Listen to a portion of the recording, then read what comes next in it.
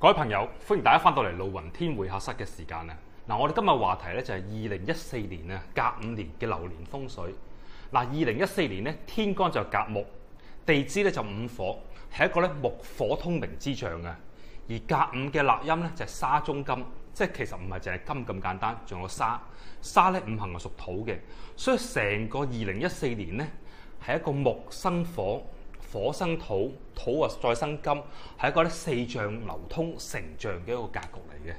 咁而2014年咧就係四六文曲咧就入中嘅時候啦。嗱，我哋知道四六文曲咧其實咧就帶你咧就考試啊、讀書啊，甚至乎咧就係文化藝術嘅發展。不過咧入中咧就有個意思就係入囚咁解。入囚咧即係話咧四六文曲嘅吉性咧其實就唔係咁容易可以發揮出嚟。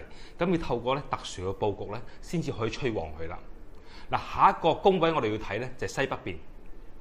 西北邊咧就係五黃星咧，即係我哋俗稱嘅大煞星咧，飛臨嘅。咁五黃咧就叫正關煞，就不論臨荒道間啊，都主人口常損嘅。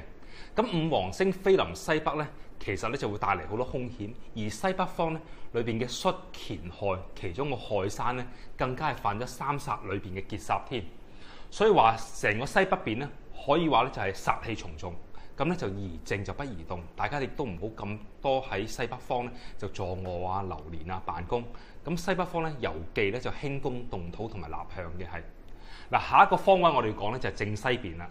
西邊咧就係咧六白武曲咧就飛臨嘅地方啦。六白武曲我哋知道咧就係偏財星同埋咧就係官星嚟嘅，咁係屬於三吉星之一。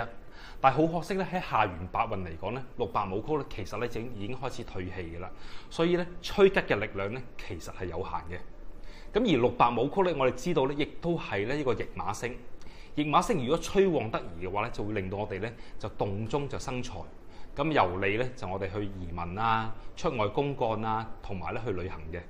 咁如果係佈局失衡嘅話咧，就會令到我哋咧就動中有損，咁亦都會令到我哋咧就奔波勞碌嘅。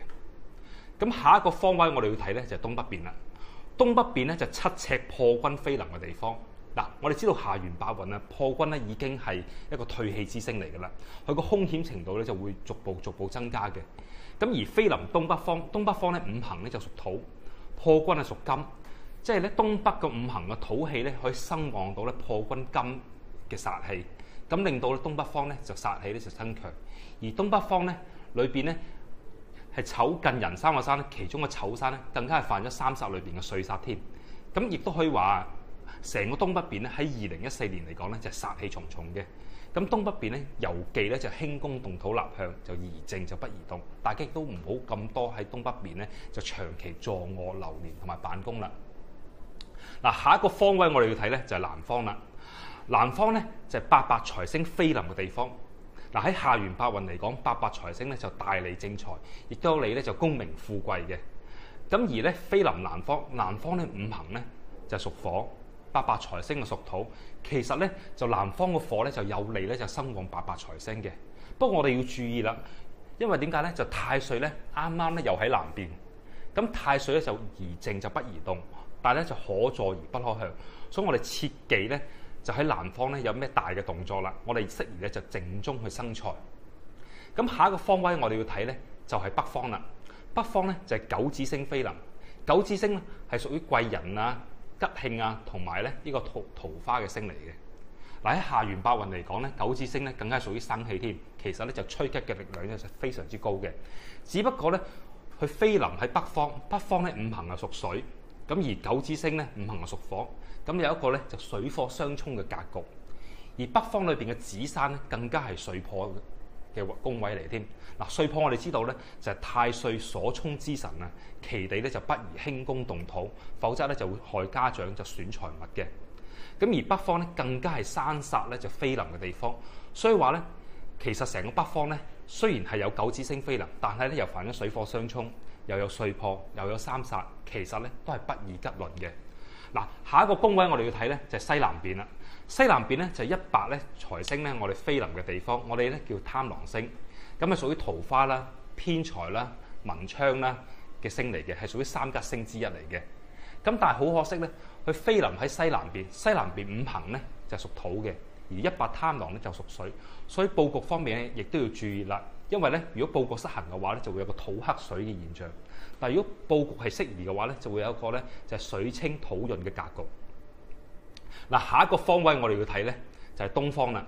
東邊咧就係二黑病符星飛臨嘅地方。嗱，病符我哋知道係一個大嘅煞星嚟嘅，尤其是喺下元八運嚟講，因為點解啊？佢係屬於一個死氣之星嘅。咁咧通常啊主咧就係疾病啊是非咁嘅係。咁好在咧佢飛臨東方，東方咧五行咧就屬木。咁而咧二黑病符屬土，有助咧克制咧二黑病符嘅凶星。而喺東邊咧亦都有兩顆咧大嘅吉星飛臨，分別咧就係大利同埋咧就將軍。嗱，大利顧名思義咧就招財進寶嘅，而將軍咧就有利我哋咧就鎮殺嘅。咁所以成個東邊咧其實咧都唔係話好空嘅啫，係咁其實仲有吉星飛臨嘅。咁而下一個宮位我哋要睇咧就係東南方啦。東南方咧就三碧咧就是非星飛臨。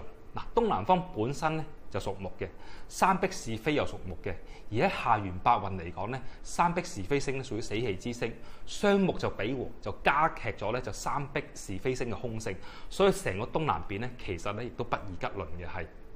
咁啊，2014年嘅風水咧就大概係去到呢度啦。咁啊，多謝咁多位。